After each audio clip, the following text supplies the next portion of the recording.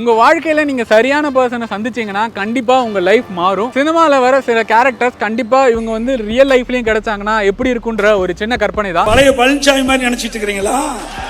எனக்கு நண்பன் படம் பாக்குறப்ப பர்சனலாவே விஜய் சார் பண்ண அந்த கொசப்சி பசுப்புகள் அப்படி இல்லைன்னா பஞ்சவன் பாரிவேந்தன் சொல்லலாம். அவருடைய ஃப்ரெண்ட்ஸோட ட்ரீம் அச்சீவ் பண்றதுக்கு ஹெல்ப் பண்ணுவாரு. வெற்றிக்கு பின்னாடி போவாத, உனக்கு பிடிச்ச துறையை தேர்ந்தெடுத்துக்கோ, அதுல உன் திறமையை வளர்த்துக்கோ, கடுமையா உழைச்சிக்கிட்டே இரு. கண்டென்ட் காதலை படத்துல வர அஞ்சலி மாதிரி ஒரு கேரக்டர் துருன்னு எப்பவுமே பேசிக்கிட்டு கலகலப்பா உங்களை வச்சுக்கிற ஒரு நல்ல ஃப்ரெண்டு தேவைப்படுவாங்க. நான் சிரிச்சா மோனாலிசா, சீர்னா கிரண் பேடி. +2 ஃபெயில் படம் பார்த்தேன். ஸ்ரதா மாதிரி ஒரு கேர்ள் ஃப்ரெண்ட் வந்து ஒரு ட்ரீம் தான். I love you சொன்னா இந்த உலகத்தையே திருப்பி போட்டுருவேன்னு சொன்னேன்ல.